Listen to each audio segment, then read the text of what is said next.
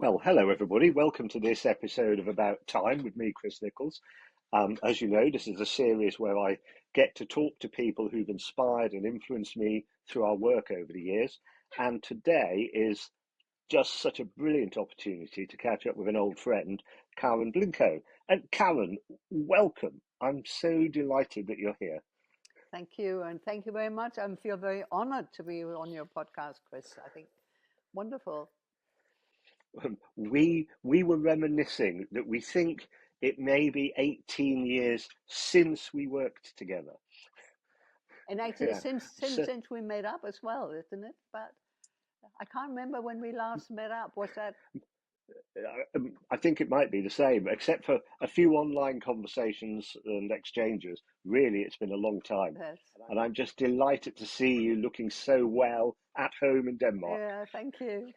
Likewise, Yeah, Chris. yeah. So Karen, I mean, it might be great for my listeners here just to say something about who you are and what you do these days.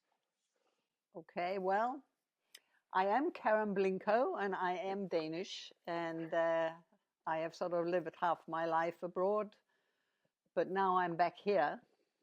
I'd say, I've had three sort of focus points in my life. One is design, because I am actually graduated, trained as a graphic designer, had a studio in London, got into education and sustainability because I was really bored with design, and that has sort of brought me in different places, and the longer I've been living, the more I've been working with sustainability because that's been my passion.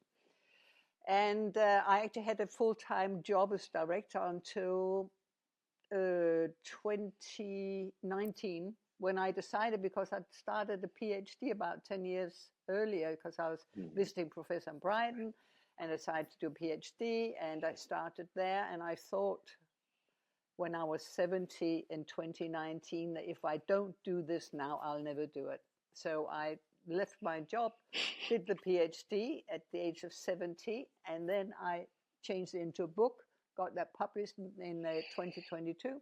And since then, I have sort of been wondering whether I should write another book. But I've been lecturing, I've been teaching. I'm still external examiner at the Royal School of Architecture. And I'm still working, but then I'm also looking at what it is like to be at this stage of my life, the third chapter. How can I best use what I know, to further this discussion? Because I think sustainability is having a very hard time right now. Yeah. So that is so brilliant. And can I just say, something you're doing is keeping you young. I mean, this is fantastic. It must be a mixture of keeping your brain active and a Danish lifestyle. I'm going to have to move to Denmark.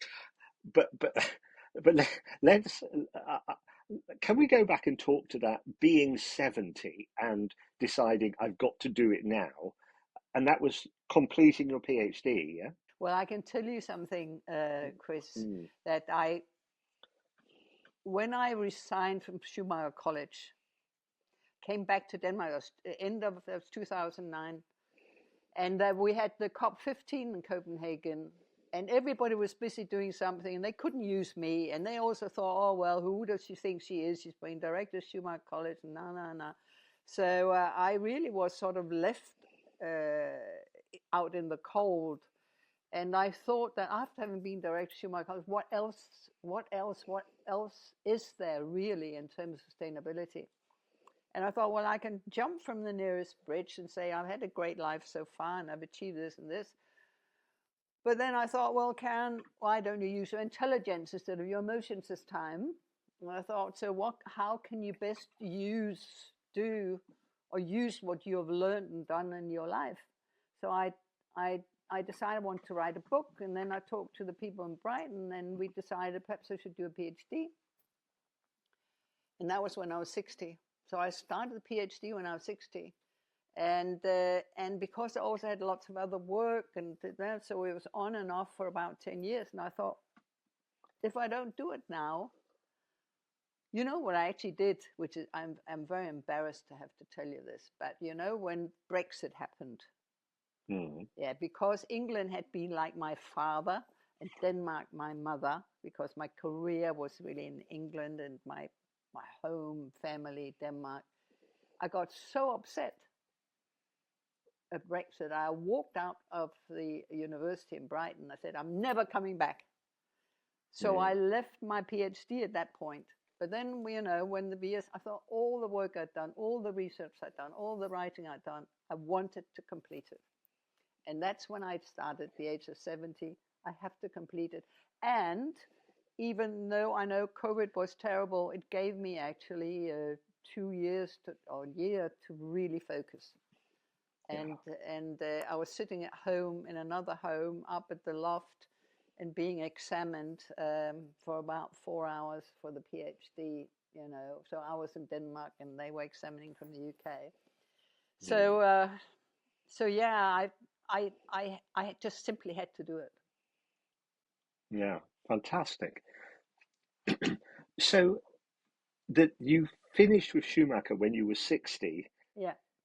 I didn't realize that. Yeah, that was Yes, that I was came back. Yes. quite similar to me. I finished with my role at Ashridge when I was 55, and it was like the end of a massive chapter. It was like, you know, what on earth do I do now? Yeah, and I ended up, before I could start game shift, which is what I did next, I had to go on a long, long walk. I did a 100-day silent walk because I couldn't just start the new thing. It was too raw. Yeah. Yeah, and of course that was for me that was at the time of Brexit too, which affected me very deeply. Yeah, Yeah, it's the same because I came back from Schumacher College and I thought, what have you done, Karen? This was just the most brilliant job on the planet in terms of sustainability, and you have no money, you have no salary, you have and nobody can use you. And what I actually did at COP15, I went into the civil society. There was a market square in Copenhagen. I said I will do morning meditations over the 2 weeks that the COP is happening. So that's actually in a way helped me, you know, to hold the space every morning in Copenhagen for all these different people who came in.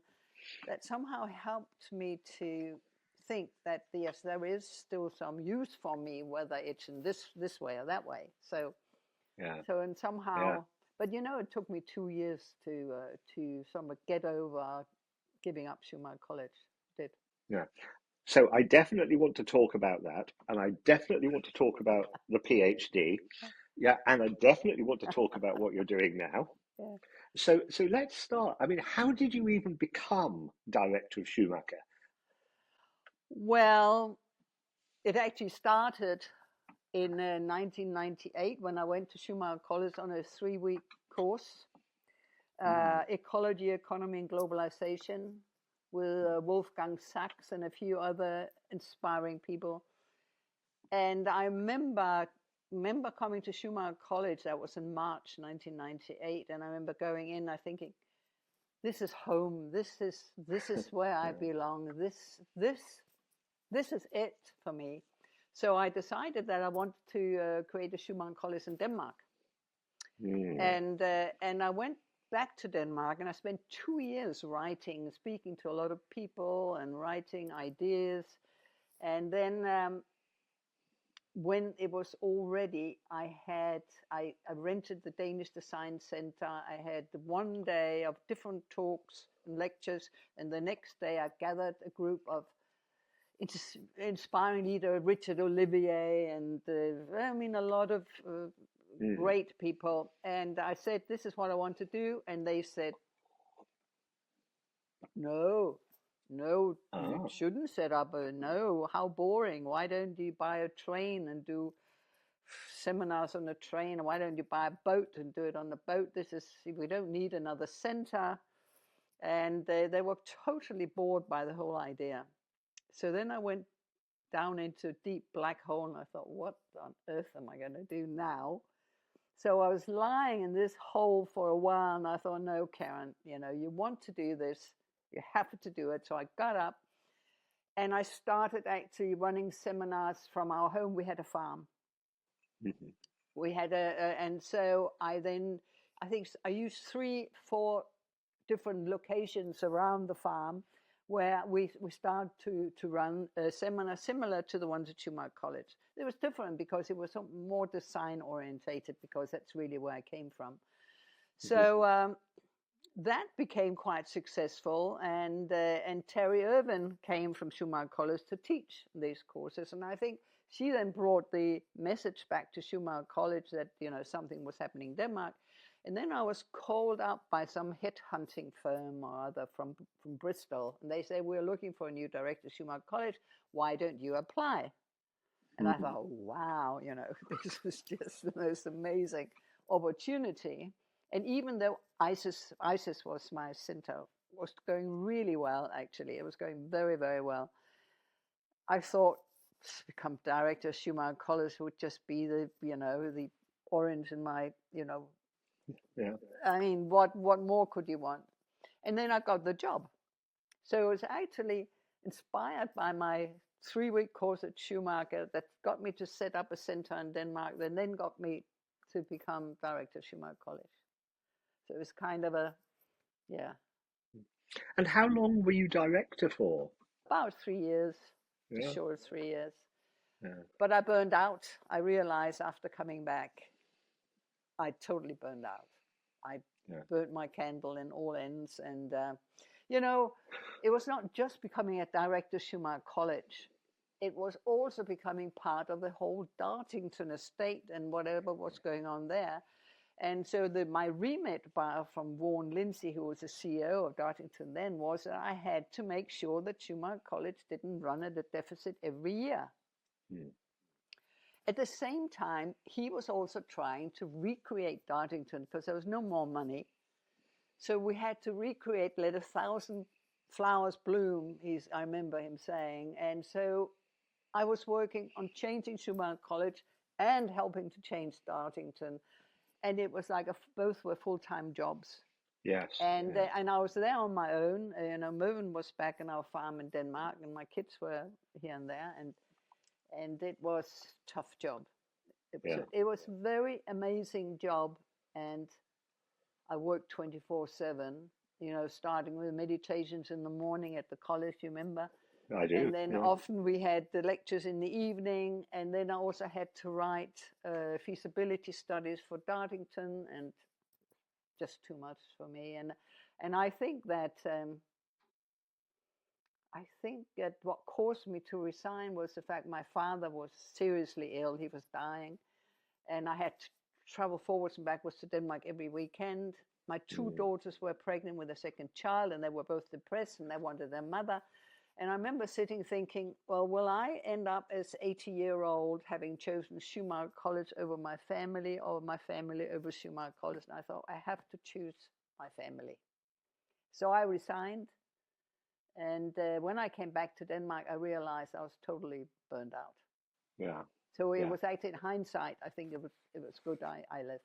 Do you know, that's such a great description, I think, of the job of running Schumacher, because Schumacher was a wonderful place, and it was contained in a very ambitious and complex system, and I think it could consume almost anybody, because there's so much possibility. And the thing is, Schumacher College was a transformative place.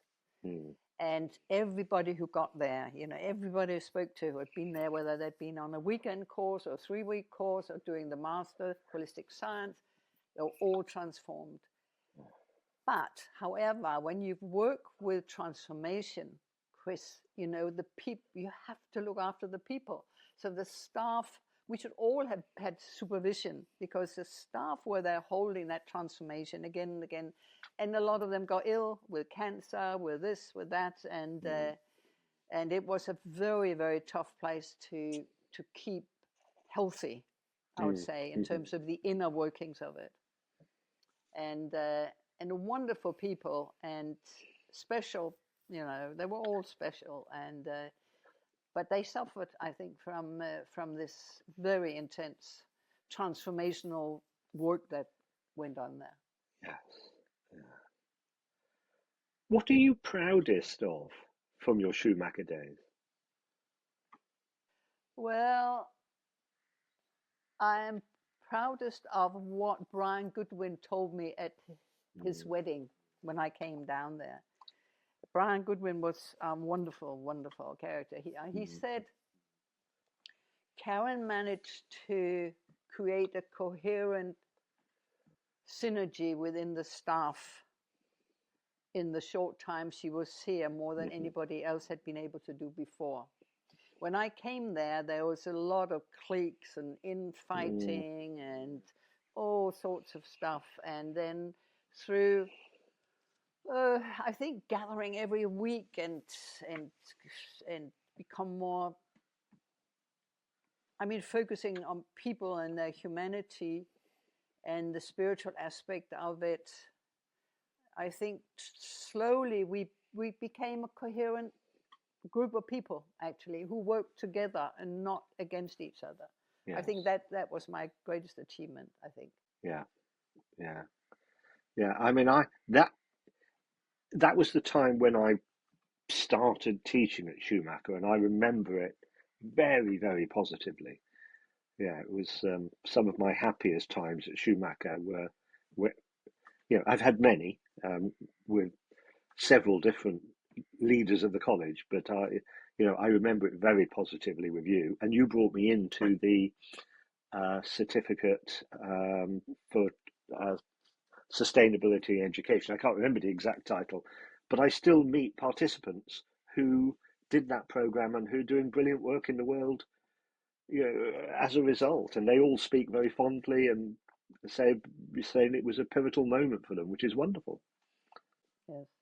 It was actually a great course that week with you and Chris Seeley and Toni Spencer and Peter Reason and so many other wonderful. And what was he called? Stephen Sterling from Plymouth University. He's still around. Yes, he's still around. Yeah, a wonderful group of people. And I think especially Toni Spencer, because she sort of held the space. Yes. And I think it was great. Actually, great course. Yeah. A great course. Yeah. So, but I think though, a lot.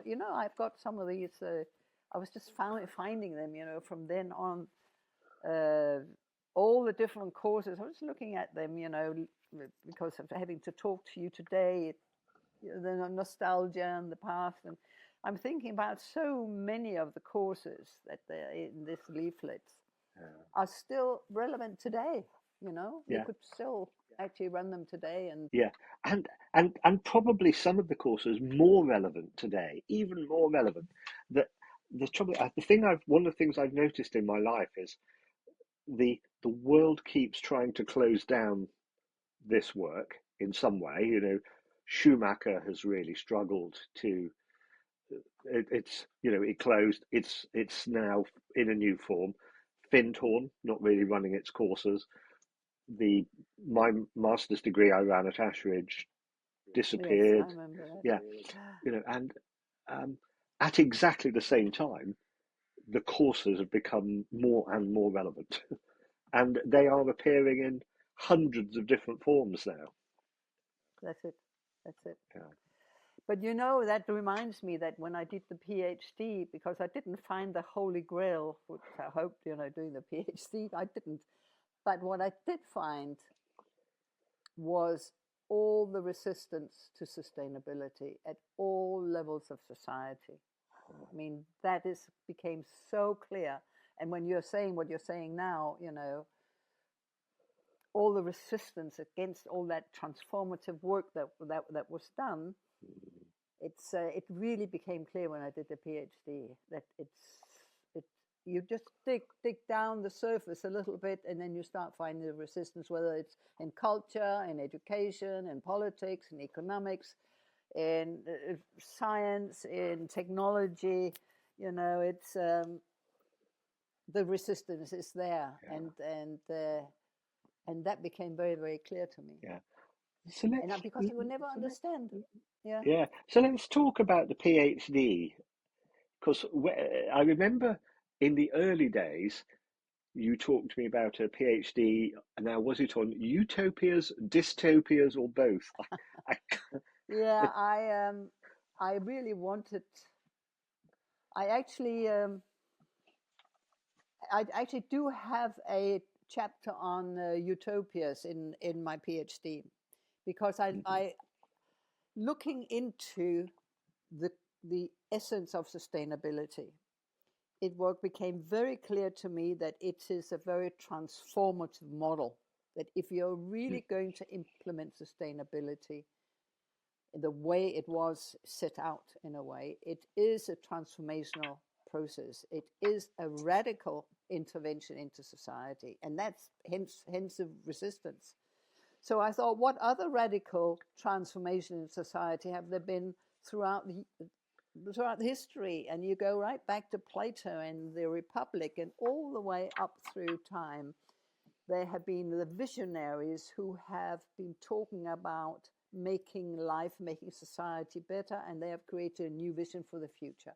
And so the utopian thinking has really driven the transformation of our societies all the way through. And we all talk about a better society and a better society. The difference between now and then is that we have difficulty thinking about a better society now. It's like, where is the imagination? Where is the wow? What if we created this society? I mean, we have become so lulled in our capitalist, consumerist well-being here. All the material stuff that we can have, that we have forgotten to think out of the box. We've forgotten to think. There is another way of being. There is another way of living. So we have been starting to think dystopian thoughts and scenarios rather than utopian, positive ideas for the future. And I think that's lacking today. yeah. So yeah, I mean, I'm just thinking some of the people in our orbit who do some of that positive edge work. I'm just thinking about Rob Hopkins, who's I think, in He's in Copenhagen Copenhagen right now. right now. Yes.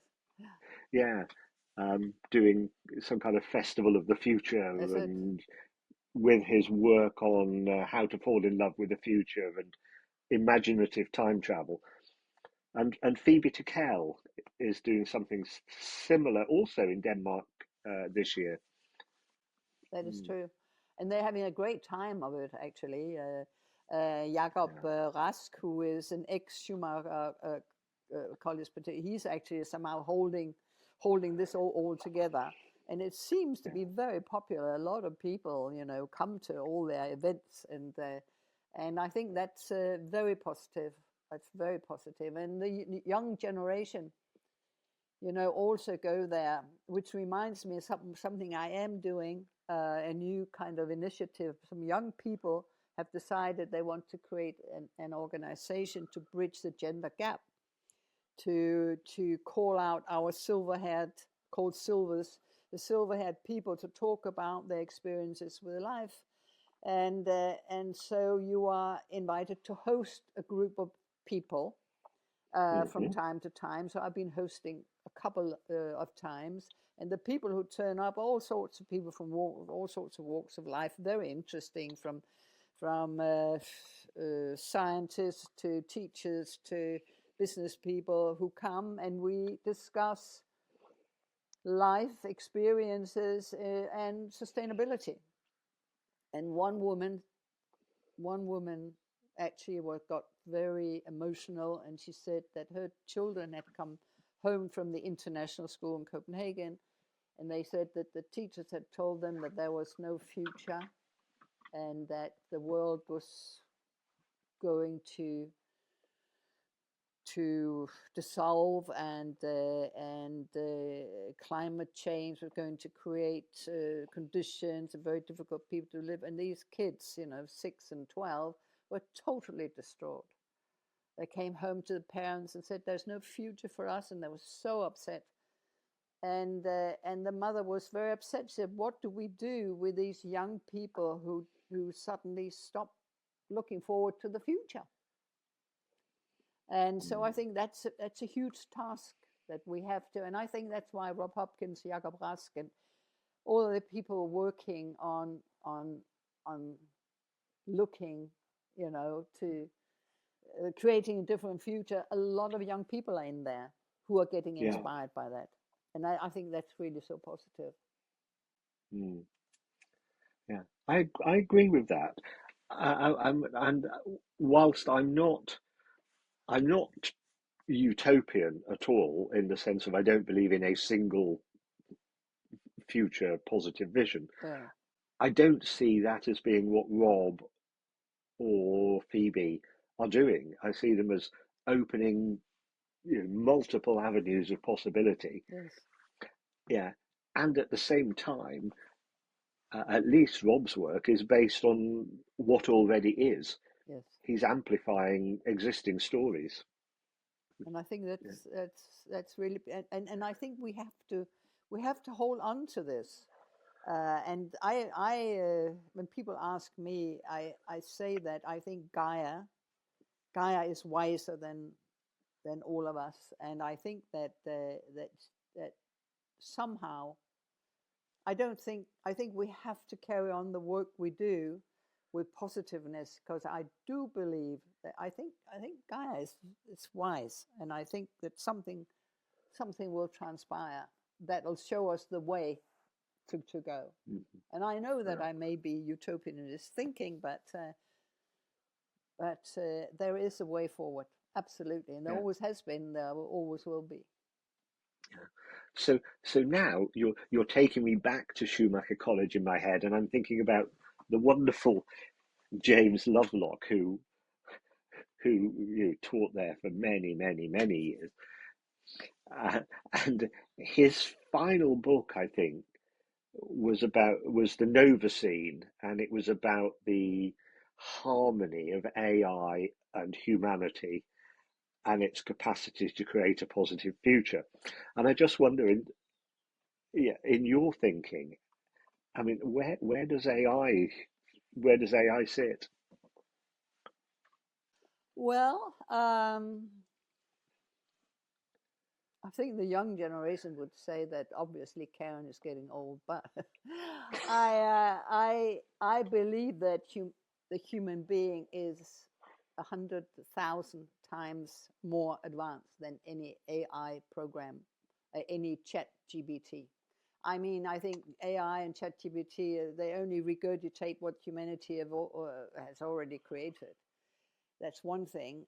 But what I can see that the way AI uses the existing information in new and interesting ways, I think if we can harness it as a tool to help us move on,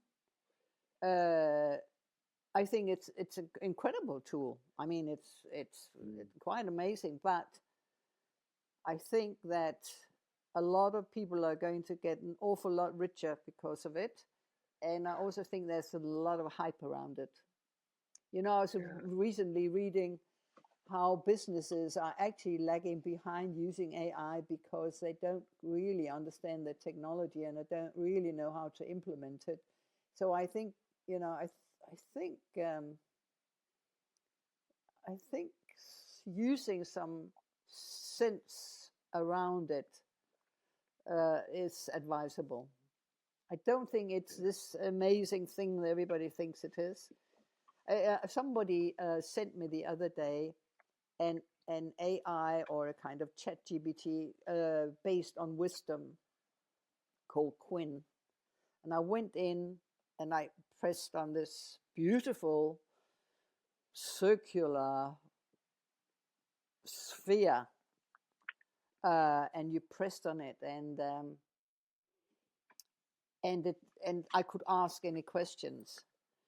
But what she, it was a female voice, was saying was, there was nothing new that I hadn't heard before, but Mm. perhaps put together in a different way.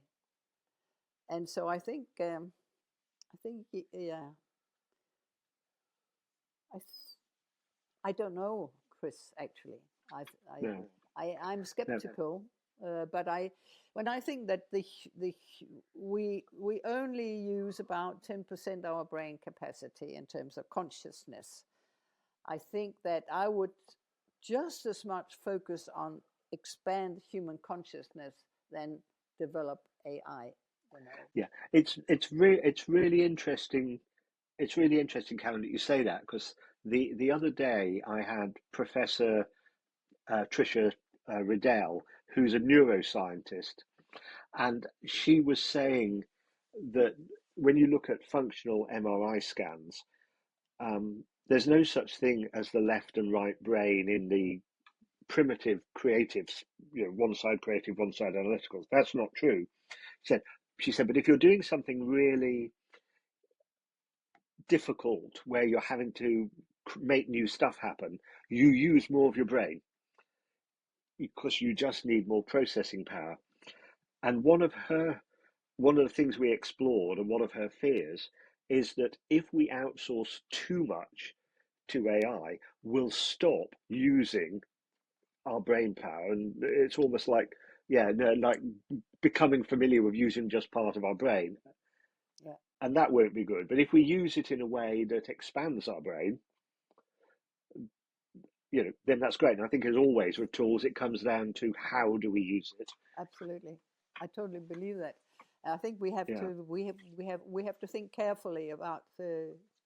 I I I was just visited by somebody from the U.S., a young woman who wants to set up a center in Denmark, and she was talking about AI helping to generate funds for this new foundation, and how it was quite mind boggling the way she was looking at land-based money development, blockchain, AI technologies. And Wow. it was just went completely beyond me. But I think that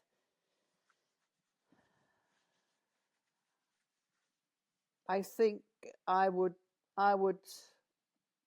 love for humanity to focus more on developing our own consciousness rather than always having to find new tools. But I don't think you can stop that development. I think that's kind of part of human nature anyway, to want to keep on going and Yeah. Mm. You know, so I can't let us move into the final part of this without asking you about, your inspirations, and how did Karen come to be Karen? Who's inspired you along the way? Who would you say, oh, to listeners, go read this, or yeah, know more about that? well, I think that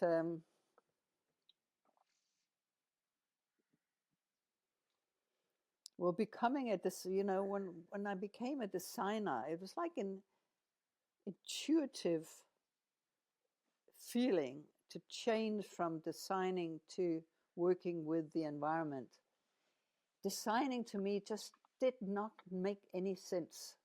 I was the graphic designer. I was designing this identity for this organization, that organization, and some of the clients didn't like big letters, some didn't like small letters, some didn't like the color red or the blue or whatever. And I thought, it's so meaningless. And then create packaging for some product that really perhaps never should have been produced, and Mm. and so that whole consumerist just didn't make any sense to me, and I had to get back to nature and to all the things I believed in. You see, I was brought up in a school.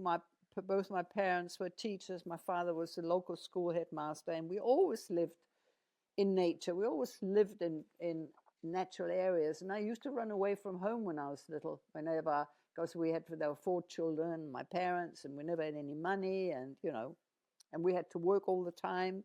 either in the garden or in the house, or cooking or preserving. And I would get fed up from time to time and run away from home. So I'd like leave in the morning and I would run down through the garden to the farmer's fields, and I'd lie in the corn or in the hedgerows and look at the sky and watch all the beetles and the ladybirds and the birds.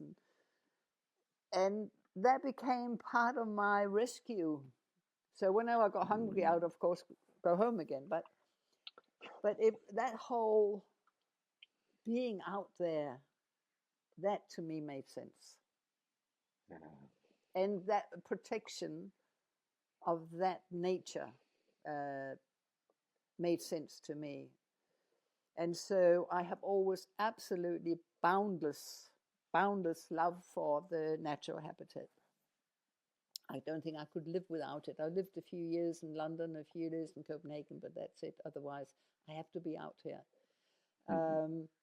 So that, in terms of my values, that is really what pulled me into sustainability. And I think that Schumacher College and all the people who came there, because I was so privileged that every time we had Rupert Sheldrake or Margaret Wheatley or you name them, all these amazing people, I always made sure that I had a talk to them at the end of their session there, whether it was 1 week or 3 weeks or whatever. And listening to these amazing people and their ideas, I think I would say, I always since then recommended people go to Schumacher College, do a course there. And if you really want to change your life, then do the Masters of Holistic Science, because I saw the students coming there from all walks of life. And they left a year later totally transformed, ready to take on the world, whether it was, taking on local cities or currencies or whatever, they were totally transformational. So that was my inspiration, truly. And those people there, truly. And wonderful. Yeah, and I just have to keep going, regardless. Yeah. And how do you keep the fire burning? Well, I think, you were sending me a few points that you might talk about, and you said, what's juicy for you now? And I thought about that.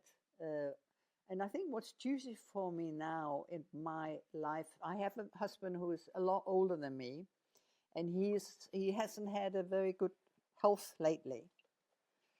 So we can't really travel as much as we used to. I can't go away as much. So I used to go away from time to time on my own to this place and just sit and write or think or meditate or whatever. But I can't do that anymore. So the juicy bit for me now is to, how do I, as you say, keep that fire burning, that passion burning? How do I live the third chapter of my life in grace? And how do I use what I've learned so far to the best of my abilities? How do I give back to society? So I'm lucky enough for people still wanting me and still, facilitating debates or seminars or lectures, and I'm inviting people into my home also just to share, and it's really, that is the juicy bit for me. How do I live this next part of my life where I can't do all the things I used to do? How do I do that in a way that is with grace and gratitude, and that gives back, for some of all the wonderful stuff I've been given? So that's really the juicy bit. How do I find the way through that and don't become a sour old woman, I'm not hearing sour old woman. I'm hearing a lot of energy, Karen. Yeah. Well, that's the juicy bit for me now, really.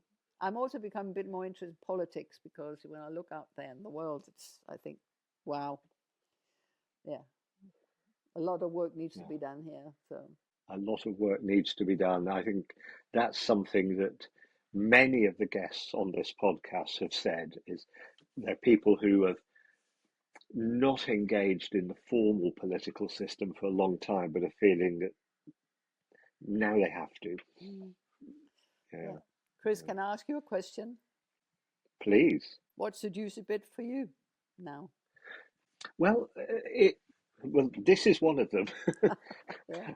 So this is one of the juicy bits. When I turned 65, I decided I would do 65 interviews with people who inspired me to kind of weave together some of the conversations I've had from very different worlds over the years. So from ecological education to people running businesses to communities of Benedictine monks that I've worked with, Yeah. and looking at the connections. And there are so many. It's like a mycorrhizal web of connections. So I will write something about this. But that's one thing. And another thing for me is being a little bit more provocative. I mean, for the last 10 years, running Game Shift, I've taken a bit of a backseat and used it as a platform to make other people famous and to make other people visible. And I think it's time for me to come back to say something for myself. Yes.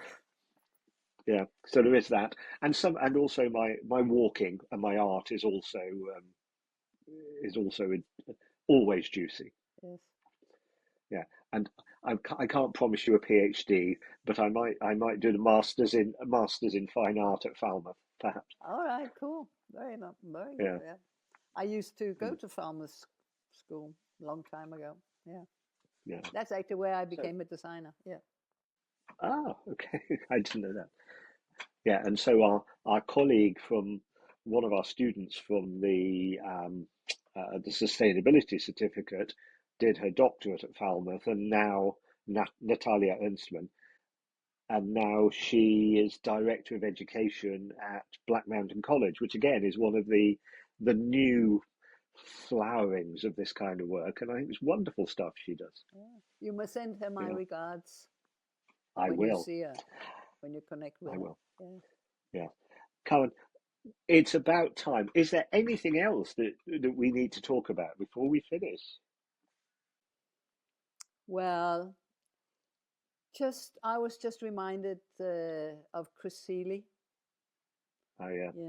I mean, she was just such an inspirational woman. With some of the stuff we did, and if we at some point can meet up and talk about our educational experiences, because I think education also needs a boost, that would be great. Perhaps write something together. I think that might be quite fun, Chris. That would be lovely. And I'm often in Denmark and sometimes in Copenhagen, so not too far from where you are. Well, let's meet up next time you Oh, come. It'll be really great. good. Let me say a couple of words to the listeners to finish off the episode. I'll come back to say a final thank you to you, Karen. Okay. So everybody, thank you very much for listening or watching. I hope you've enjoyed this episode. As always, there are so many connections to Victoria Hurth's work, to Isabel Carlyle, to John Alexander, to Peter Reason, and more. I'll try to draw out some of the links in the show notes, and I will ask you, Karen, if you've got any links you want us to include for you. Meanwhile, Karen, mal tak for the day. Say tak. Vi ses i Copenhagen, Vi ses i and I København. hope Yeah. see you very soon. All right. Thank you. Thank you, Chris. It would be lovely. Thank you. Thank Thank you. you.